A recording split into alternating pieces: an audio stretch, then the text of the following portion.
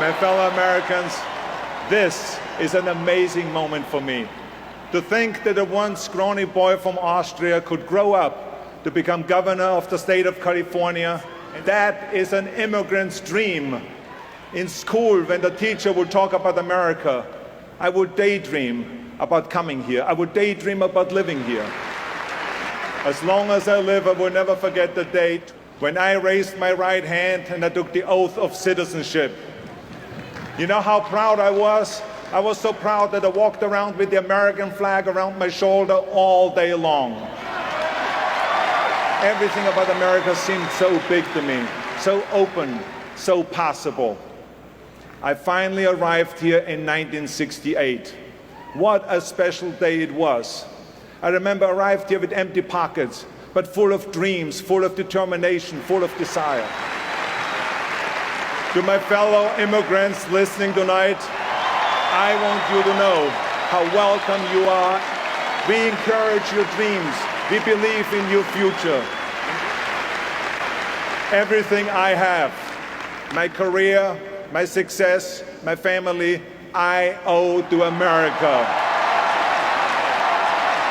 In this country, it doesn't make any difference where you were born. It doesn't make any difference who your parents were. It doesn't make any difference if you're like me and couldn't even speak English until you were in your 20s. America gave me opportunities and my immigrant dreams came true. I want other people to get the same chance as I did, the same opportunities, and I believe they can. We are the America that sends out the Peace Corps volunteers to teach our village children. We are the America that sends out the missionaries and doctors to raise up the poor and the sick. We are the America that gives more than any other country to fight AIDS in Africa and the developing world. And we are the America that fights not for imperialism, but for human rights and democracy. You know, when the Germans brought down the Berlin Wall, America's determination helped wield the sledgehammers. And when the lone young Chinese man stood in front of those tanks in Tiananmen Square, America stood with him. And when Nelson Mandela smiled an election victory after all these years in prison, America celebrated too.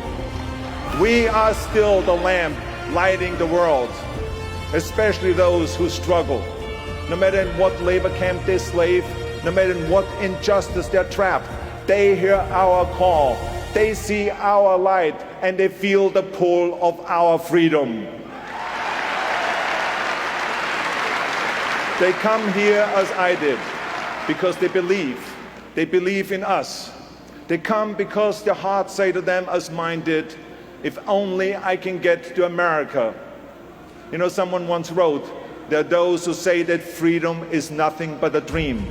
They are right, it's the American dream. No matter the nationality, no matter the religion, no matter the ethnic background, America brings out the best in people. I see the best in Americans every day. Our police, our firefighters, our nurses, doctors and teachers, our parents.